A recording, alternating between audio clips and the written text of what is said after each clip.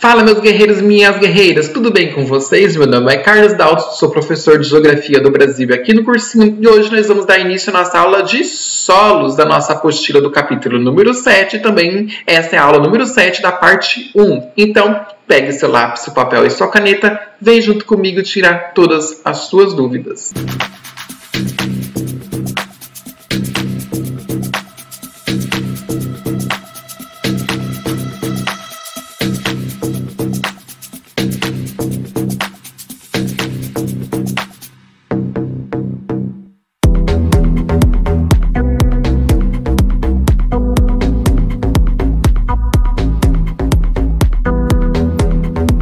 Pessoal, tudo bem com vocês? Então vamos começar a nossa aula de hoje, né? Geografia do Brasil. Hoje nós estamos iniciando o nosso capítulo 7 da nossa apostila número 1, né? O nosso último capítulo, né? E hoje é a aula número 7 também da parte 1 sobre solos. Hoje, dia 13 de agosto, né? Então, o nosso objetivo principal hoje é falar sobre intemperismo e formações do solo. Lembrando que intemperismo a gente já falou bastante lá no comecinho do nosso ano letivo, né? Quando falamos sobre geologia. Vamos recordar também, porque ele é muito importante quando a gente vai falar sobre solos, principalmente a parte sobre formação dos solos. Vamos falar também sobre os fatores de formação dos solos, vamos falar sobre o perfil dos solos. Quais são os perfis e quais são os nomes que nós damos nesses perfis do solo. E como é de costume, pessoal, vou deixar um resumo de toda a nossa aula. Exercícios, vamos fazer um exercício resolvido juntos aqui e deixarei 3 exercícios propostos lá na sala do Class. Peço para vocês também estarem respondendo há 2 aulas atrás uma pesquisa que eu deixei para a gente ver como está indo as nossas aulas, né? A qualidade das nossas aulas também, para a gente iniciar depois a apostila número 2 com algumas formulações, tá bom? Antes de iniciar a nossa aula de hoje, vamos recapitular, né, daí no caso, o que nós vimos na aula anterior. Então, a gente viu que para estabelecer um clima de alguma localidade qualquer no globo terrestre, precisa analisar os fenômenos climáticos e atmosféricos daí durante um período de aproximadamente 30 anos. Lembrando que o clima está diretamente relacionado à formação de vegetal. Ou seja, numa área que nós temos mais vegetações, é recorrente a um clima mais úmido. Numa área que tem menos vegetação, nós vamos ter um clima mais seco também, tá bom? O critério utilizado no Brasil para classificar os diferentes tipos de clima relaciona-se à sua origem, como, por exemplo, a natureza, principalmente sobre a movimentação das massas de ar existentes no país, que as principais são equatoriais, tropicais e as polares. As polares elas são mais atuantes durante o outono e o inverno brasileiro. No Brasil, nós temos as classificações, né, climáticas divididas em equatorial, tropical, tropical de altitude, tropical atlântico, subtropical e semiárido. Para interpretar um climograma, né, lembrando que esse assunto nós não temos na apostila, mas eu trouxe para vocês essa parte, né, da geografia do Brasil muito importante, porque haja vista que ela cai com frequente no Enem ou no vestibular da UEL. Então, para a gente interpretar um climograma, é preciso levar em consideração que a coluna da direita e a linha que passa pelo gráfico indicam as variações de temperatura. A coluna da esquerda e as barras correspondem às precipitações, ou seja, o índice de chuva, que eles colocam como medidas de milímetros. Então, esses são os principais pontos da nossa aula anterior. Então, pessoal, iniciando a nossa aula de hoje, antes de a gente começar mesmo com o conteúdo sobre os solos, nós temos que recapitular, né? A professora Heloísa deve comentar com vocês, ou ela já até comentou com vocês, sobre as primeiras civilizações que utilizaram o solo para a sua sobrevivência, que foi há muitos milhares de anos atrás, né? Que foi principalmente lá sobre o rio Nilo, rio Eufrates, né? Toda aquela região, principalmente sobre o Oriente Médio, que acabaram utilizando o solo para sua própria sobrevivência, ou seja, o plantio de determinadas sementes para colher e para se alimentar. A partir de algumas reservas de alguns alimentos, essas pessoas acabaram utilizando para aumentar a sua área de plantio, principalmente próximos aos rios, né?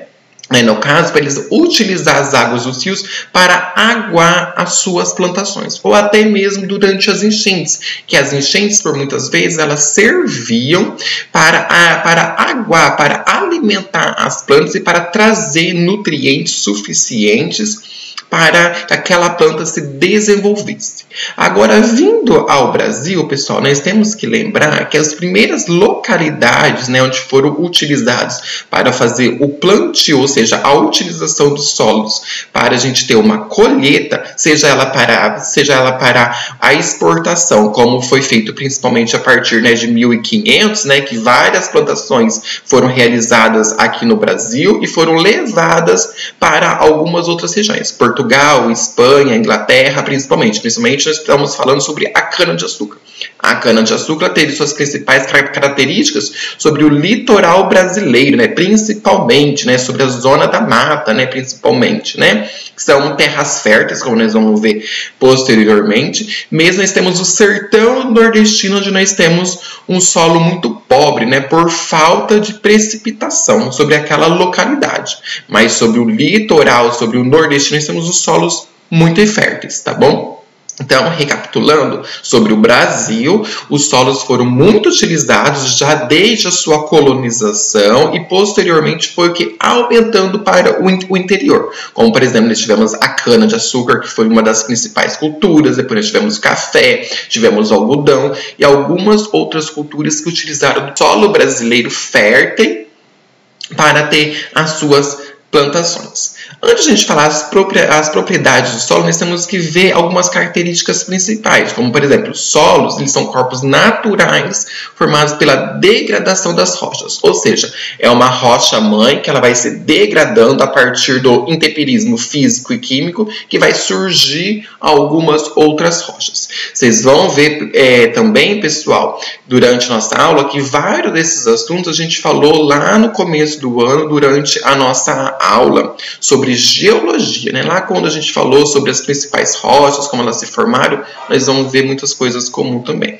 São variados e formados pela desintegração das partículas que compõem as rochas. O nome desse processo é intemperismo. Então, o intemperismo, não seja ele nem físico, nem químico, mas somente intemperismo, é a desintegração das partículas que compõem as rochas. Os solos são classificados por diversas formas, como a sua textura, ou seja, sua textura, quando você passa a mão, você sente, né? Porque a textura, mesma coisa que eu estou passando a minha mão sobre a minha outra mão, o que eu estou sentindo é a textura da minha mão, mesma coisa o solo. A presença de areia ou não presença de areia, né? Argila ou não a presença de argila e a sua composição e sua influência, os elementos presentes neles. Os solos são importantes para as atividades econômicas, principalmente a atividade primária, né, que é a agricultura, pecuária e o extrativismo. Lembrando que para a agricultura, principalmente, nós precisamos de solos férteis, né, para a gente ter uma grande produção agrícola. Então, como eu mesmo disse, né, que eu falei o que é o intemperismo, agora, pessoal, vamos recapitular, na verdade, né? Isso a gente já falou lá no começo do ano. O que é o intemperismo físico e o que é o intemperismo químico?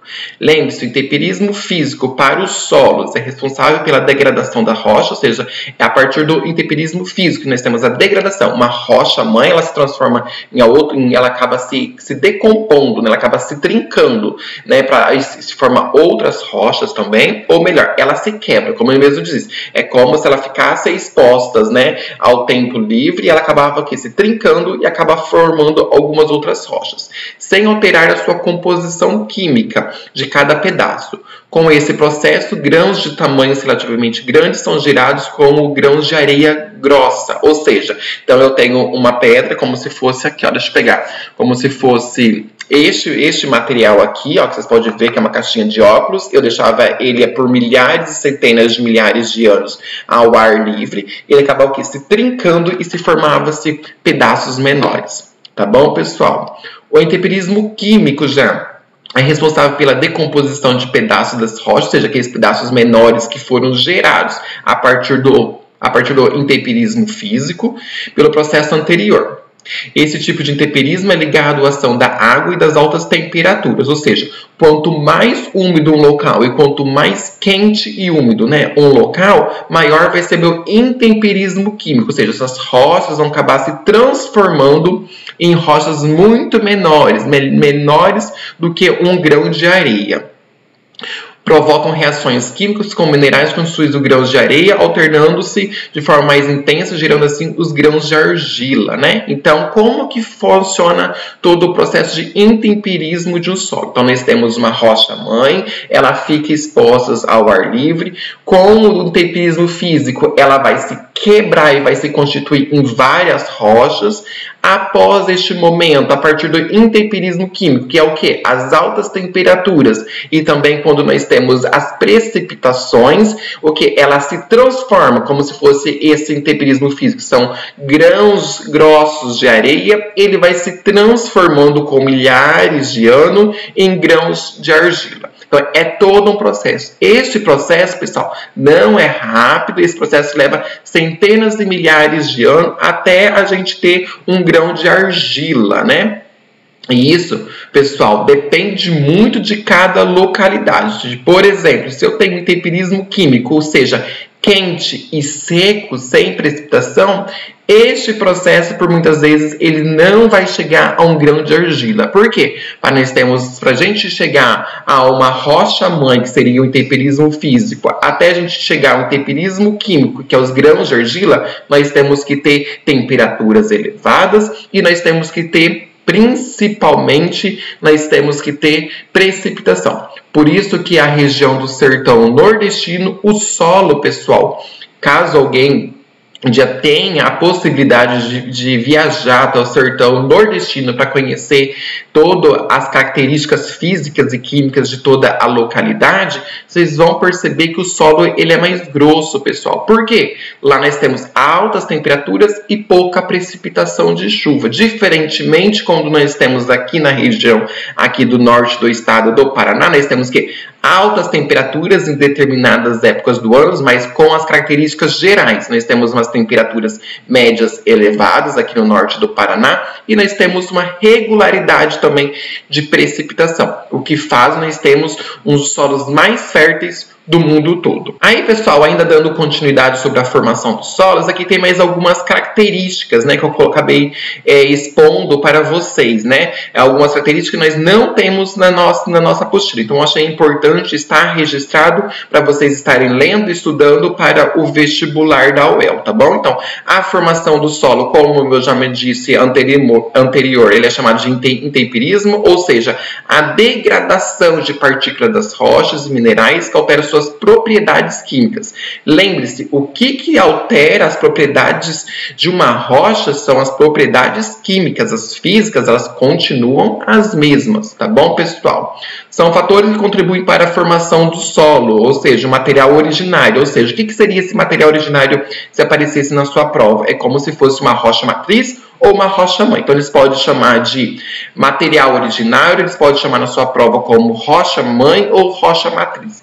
É tudo a mesma coisa, pessoal, ou seja, é a origem de uma determinada rocha em qualquer determinado local, seja ele no Brasil ou fora do país também. Então, o clima, a atividade biológica, as ligações dos organismos vivos presentes no lugar da origem do solo, o tempo, a hidrografia e a topografia da área, ou seja, se é uma área mais elevada, se é uma área mais baixa, se nós temos hidrografia, se nós estamos próximos a uns rios, lagos, ou nós estamos próximos a oceanos, a atividade biológica, ou seja, são os organismos vivos, né? Ou seja, a minhoca, como por exemplo, a abelha, a formiga, que acaba levando nutrientes de um determinado local a um determinado outro local. Por exemplo, nós temos as formigas, principalmente durante o inverno, que elas acabam o quê? Roendo, né? Elas acabam o quê? Comendo, levando pequenos pedaços de folhas para o quê? O seu ninho, né? Principalmente, nós podemos classificar assim, né? Que seriam os formigueiros, aí no caso, né? São essas atividades biológicas que são muito importantes para a formação do solo também. E o clima também, né, pessoal? Se é frio, se é quente, se é se é chuvoso, se é seco, se temos muitas altas pressões ou baixas pressões. Então, essas atividades é muito importantes para os fatores da formação do solo em geral. Então, essas características vocês têm que guardar muito bem, porque são essas características importantes. Nós temos um solo arenoso, temos um solo argiloso, nós temos um solo fértil ou um solo não fértil também. Vamos ver agora, né, dando continuidade aos nossos fatores da formação dos solos, vamos ver as suas composições, ou seja, qual é a composição básica de um solo em geral. Tá? Essa parte, pessoal, são as características gerais do solo. Lembrando que cada solo, cada tipo de solo, seja ele argiloso ou qualquer outro solo, ele tem suas características próprias. Mas, em geral, os solos têm essas composições. Como, por exemplo, 45% são os elementos minerais da composição dos solos. 25% são ar, 25% são água e 5% de matéria orgânica. Preciso gravar esses dados? Seria bom se vocês fossem em um vestibular mais específico, um vestibular mais regional, um vestibular mais conteudista. É muito bom vocês estarem gravando essas porcentagens. Caso vocês forem fazer, por exemplo, um vestibular da UEL, que é mais interpretativo, com uma análise mais crítica, não recomendo muito. Tá bom? O solo, pessoal, ele é composto de 3 fases distintas, né? Ou seja, são a parte sólidos, que compreende a matéria orgânica e inorgânica, que nós pegamos toda essa parte de humus, ou seja, toda a matéria viva, seja uma árvore, seja um animal, seja qualquer parte que se decompõe, acaba se caracterizando como um humus. Então, essa é a parte mais férteis do solo. Então, essa parte que é muito importante para a agricultura, principalmente, a pecuária também, tá? A parte líquida, que é a solução do solo e a água do solo, que nós temos essa parte superficial, seja o solo superficial ou subsolo pouquíssimo, mas nós temos também uma água nele. E o gasoso, que é o ar no solo, que é principalmente sobre o subsolo e sobre as rochas fragmentadas, né? Ou seja, são essas camadas, né, do solo, ou seja, cada horizonte do solo, porque quando nós caracterizamos esses horizonte O, A, B, C e D, eles têm suas próprias características, como nós vamos ver no próximo slide agora. Então, como mesmo disse, cada horizonte do solo, ou seja, cada parte do solo, eles têm suas próprias características, e ela é muito importante, desde que nós temos o quê? Temperaturas elevadas e também nós temos precipitações. Lembrando que numa região onde nós temos temperaturas elevadas e nós não temos precipitação, essas camadas ou esses horizontes não vão ser não vai ter sua totalidade, ou seja, não vamos ter desde a camada O até a camada D, ou alguns autores chamam como horizontes, como nós temos nestes slides, né? Então vamos ver nossos principais horizontes de cada camada do solo. Então, o horizonte O é a camada com alta presença de matéria orgânica, água, animais e plantas. Então, são todos esse horizonte O, que pega principalmente a parte de humus, as árvores, as plantas, as casas, então, todos os prédios, todas essas partes estão presentes sobre o horizonte O, tá bom, pessoal? E lembre-se, o horizonte O é a parte mais fértil e mais importante para qualquer atividade primária, ou seja, a agricultura, o extrativismo. Então, ele é muito importante. Então, temos que ter um solo fértil de boa qualidade para nós termos umas plantações, tivemos colheitas para as sementes germinarem corretamente. Já o horizonte A é mais escura, que possui matéria orgânica e sais minerais oriundas do humus, ou seja, a partir da precipitação, pessoal, nós temos o humus, né, ele acaba se infiltrando sobre o solo e acaba formando o solo superficial. Também ele é um pouco mais rico do que as outras camadas, porém ele tem partículas, ou seja, ele ocorre uma infiltração, ele filtra parte sobre a camada humus e acaba se formando o solo superficial.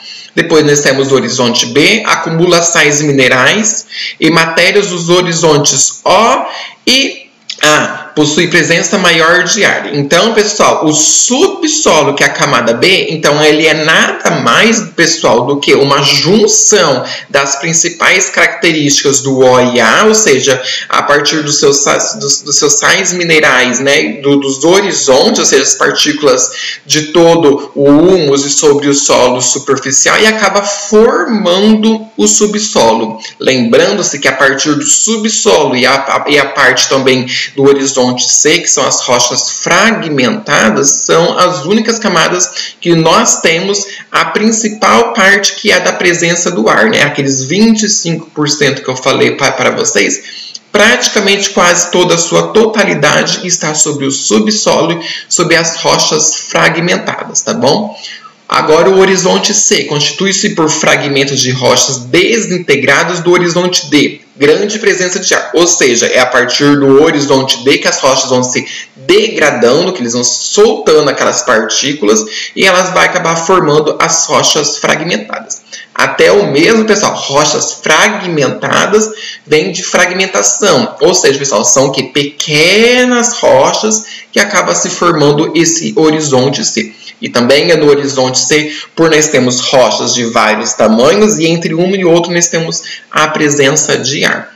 E o horizonte D ou R, dependendo do que pode aparecer na sua prova ou pode ter em algum livro ou em alguma apostila, é a rocha matriz ou a originária do solo. Então, a rocha matriz, que ela não teve sua decomposição, não teve nenhuma características físicas ou químicas, tá bom, pessoal? Então, ela está totalmente originária, não sofreu nenhum processo de algum elemento, seja ele externo ou seja ele interno também. Aqui, pessoal, eu trouxe um outro exemplo, né? Aqui nesse exemplo aqui, nós temos as camadas, né? Daí no caso do solo, da camada O até a camada D, ou se alguns livros falam horizonte O até o horizonte D, né? E fazendo a descrição, fazendo a ilustração como que se forma cada camada do solo.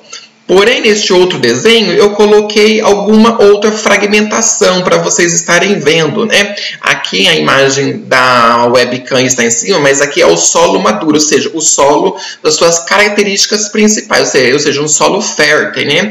Então, a rocha-mãe, como nós vimos mesmos, é o que seja uma rocha onde não temos nenhuma ação, ou seja, olha só, vocês podem ver que nós não temos nenhuma camada delas, né, das outras.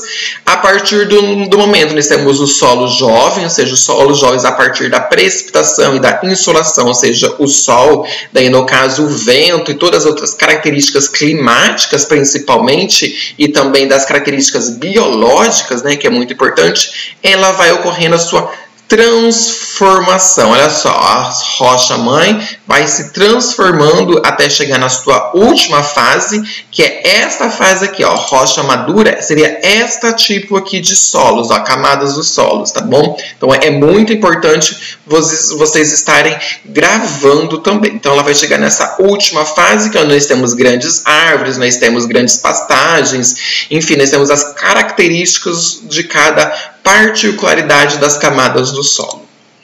Dando continuidade aos tipos de solo, nós vamos falar os 3 principais tipos de solo, né? Ou seja, os solos, pessoal, eles variam de acordo com a sua localidade, seu processo de formação e as condições do ambiente onde eles se formam. Como a gente viu no começo da aula, né? Ou seja, se é uma área seca, se é uma área úmida, se é uma área quente, se é uma área fria, se é uma área que tem maior vegetação ou menor vegetação, se tem uma área que tem maior presença de organismos vivos ou uma área que tem menos presença de organismos vivos.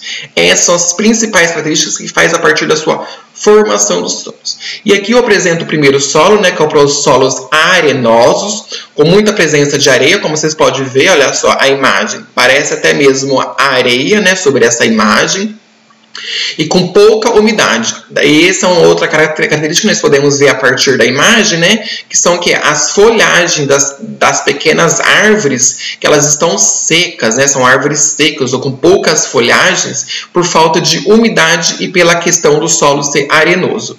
Elas são mais comuns em regiões tropicais, principalmente sobre o sertão nordestino, principalmente. Essas características dessas árvores, trazendo para a realidade da geografia do Brasil, né? Principalmente nas regiões nordestinas. O sertão nordestino, especificamente, é mais caracterizado sobre os solos arenosos, né? Micro-organismos e plantas vivem com mais dificuldades neles devido à ausência de água, né? Ou seja, pela falta de água, as partículas das camadas do solo, ou seja, os solos não conseguem ter o processo do intemperismo químico principalmente, né? E as plantas não conseguem se sobreviver, não conseguem se expandir, não conseguem se amadurecer para criar outras sementes, para acabar se expandindo toda essa área mais florestal, tá bom?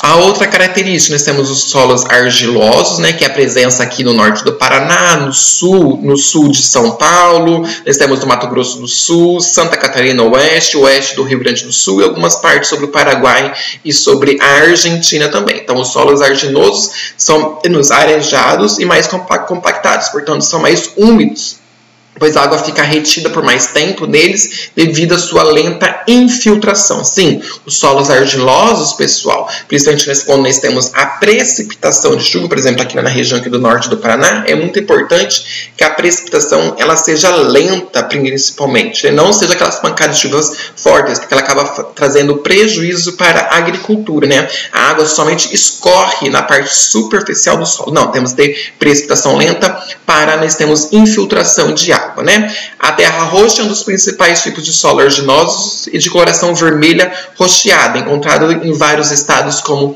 eu já disse mesmo. Então, essas são as principais características sobre os solos argilosos. Já os solos siltossolos, né, daí no caso, apresenta alta concentração de silt e são erosíveis, pois não se apresentam estáveis ou compactados. Essas características são principalmente encontradas, né, sobre altas de grandes montanhas, principalmente, né. Possui uma grande quantidade de silt, também conhecido como poeira de pedra, né. Aqui nessa imagem, você pode ver que as poeiras de pedras, elas estão todas juntas, né, acabaram se ajuntando por causa da grande quantidade de chuva, sol, ventos, enfim, todas as características climáticas. O silt não se mistura com a argila, as suas partículas são muito pequenas e leves, por isso que quando nós temos grandes precipitações de chuvas fortes em uma determinada localidade, ela acaba se deslocando para algumas outras áreas também. Então, esses solos giltosos, pessoal, é muito importante para que não tenha habitação sobre essas localidades, por causa que elas são muito pequenas, as partículas, e muito leves. Qualquer precipitação mais forte ou mais elevada pode causar grandes transtornos para toda a população e levar a grandes desastres urbanos também. Então, pessoal, aqui nós temos o resumo da nossa aula. Hoje eu trouxe um resumo um pouco diferente, né? Que nós temos essa primeira imagem aqui, que é falar sobre os solos que ele está sobre o meio, né? E a sua composição, ou seja, o que é importante para a formação do solo. O tempo, o clima, os organismos, a matéria de origem e principalmente sobre o relevo. Então, essas são as principais características para a gente ter uma formação de solo fértil. Já a outra, eu trouxe um solo primitivo, um solo jovem e um solo maduro, como eu mostrei na imagem diferente. Mas essa imagem aqui, pessoal, é de uma prova de um vestibular recente. Então, nós temos as rochas do solo, a partir da precipitação, nós temos a concentração de algumas outras características, principalmente nós temos os intemperismos químicos também, que faz a sua atuação, que faz o solo ter uma maior profundidade, e a partir do momento nós temos o solo maduro, ou seja, temos o solo com as suas características, temos árvores, nós temos uma grande quantidade de humus, e a rocha mãe, né, que seja a rocha primitiva, daí no caso, ela fica mais na parte, na parte mais de baixo, daí no caso, né, na parte mais inferior de toda a composição do solo. Já essa outra imagem aqui também, que é um resumo da aula, pessoal, nós temos que os horizontes de cada processo do solo, né? Ou seja, nós temos a rocha-mãe, depois aí nós continuamos com a rocha-mãe, mas já aparece o horizonte A, e depois nós temos todos os horizontes, o horizonte O, A, B, C, pode ser chamado como horizonte D, como lá, ou horizonte R, ou também como rocha-mãe, né? A rocha-mãe é a rocha do processo de desintegração, ou seja, a partir de todo intemperismo físico e químico, né? Então as rochas vão acabar se desagradando, né? Elas vão acabar se formando outras rochas, e a partir de todo o intemperismo químico, ela se forma um processo sobre as características, principalmente sobre os solos argilosos, né? Depois nós temos o que? O material orgânico, que começa a se formar sobre a rocha-mãe, porque ela está se afundando, né? Está tendo uma característica de acabar indo cada vez mais para baixo, né? Então nós temos a presença de material orgânico neste segundo momento. Já no processo posterior, né, que aparece já o horizonte A mais definido, nós temos os humus, nós temos material orgânico em decomposição, como por exemplo as folhas das árvores, até mesmo as árvores que naturalmente alguma árvore a partir de alguns anos ela acaba caindo, ou até mesmo de alguns animais também, tá bom? Então, formação inicial de horizontes do solo. E por último, nós temos o horizonte O, A, B, C, e o rocha-mãe, AD, ou pode ser também conhecido como R, que é os solos de constituído, ou seja, aqueles solos férteis ideais para a agricultura principalmente. Aí aqui eu trouxe uma questão de vestibular, né, para a gente estar fazendo junto. Então é uma questão do Enem, daí no caso, né? Ela fala assim: o solo é um componente terrestre essencial para os seres vivos e também para a realização das atividades econômicas, de forma de ser considerado um importante recurso natural. Em termos de composição geomorfológica, pode-se afirmar que os solos podem ser: alternativa A, constituir-se em ambientes de erosão e acúmulo de materiais sedimentares; B, construir-se a partir de fatores exógenos do relevo; C, são o ponto de partida para a formação de todas as rochas terrestres; D, tem como característica alterações mineralógicas a partir da pressão do ar; E, apresentam maior fertilidade quando livres da composição orgânica. Então, pause o vídeo agora para vocês verem a resposta correta posteriormente. Então, pessoal, a resposta correta é a alternativa B, né, que fala sobre a consolidação a partir de fatores exógenos dos relevos, ou seja, fatores externos, como o intemperismo químico, ou seja, a partir do clima, a partir de alguns outros fatores, os biológicos, né, no caso, também que fazem que muito importante para todo se consolidar, ou seja, para nós termos os solos férteis, né, no caso. A alternativa A não pode ser porque constitui-se em ambientes de erosão e acúmulo de materiais sedimentares. Somente isso, pessoal. E a parte toda, a parte exógena, a parte externa, não é importante? Essa alternativa não está falando sobre isso. Então, essa alternativa está errada. C, são os pontos de partida para a formação de todas as rochas terrestres. São, pessoal? Não, pessoal, não são a partir de todos os fatores, né? Para a gente ter umas formações de solos, né? Nós temos que ter também os fatores exógenos, que é muito importante. D, tem como característica a alteração mineralógica a partir da pressão do ar. Só a pressão do ar, pessoal, que faz alteração mineralógica? Não, pessoal, nós temos a parte climática, que são os fatores exógenos de todo o relevo, né? E a alternativa E apresenta uma maior fertilidade quando livres da composição de organismos. Ou seja, quando nós não temos a composição de organismos, o solo ele vai ficar cada vez mais fértil? Não, pessoal, nós temos que ter sim a composição de organismos, né? Que nós já falamos várias vezes durante a aula, que ela é muito importante para a sua composição correta para a gente ter um solo fértil, tá bom? Então, essa alternativa, né, essa questão foi bem facinha. Então, era só a gente lembrar sempre que para a formação dos solos, pessoal, nós temos que ter, sim, os fatores exógenos dos relevos. Eles são muito importantes. Um relevo mais alto para o mais baixo, para descer uma composição, né, para nós termos a descida de uma composição de solos até para outras áreas. E não esquecendo também, pessoal, que é muito importante os fatores exógenos, principalmente os fatores climáticos e biológicos para a formação do solo. Então, pessoal, na próxima aula nós vamos continuar falando, né, sobre a aula 7, parte 2, sobre os solos. Nós vamos estudar a conservação dos solos agrícolas e falar sobre os solos do Brasil, aqueles principais solos que possam aparecer no seu vestibular. Deixo aqui um convite para vocês estarem fazendo as 3 questões para que está lá na sala do Class também. Faça as questões da apostila também. Veja e reveja essas aulas quando forem necessárias. Em caso de dúvida, vocês podem estar entrando em contato comigo pelas redes sociais ou pelo e-mail também. Lembrando, se eu deixei uma pesquisa, algumas aulas anteriores para vocês estarem fazendo, peço para vocês estarem realizando, para eu estar melhorando as nossas aulas cada vez mais. Desejo a todos uma ótima semana, continue se cuidando, força, que vocês vão vencer essa barreira para vocês estarem numa universidade. Abraço e até mais. Tchau, tchau, pessoal.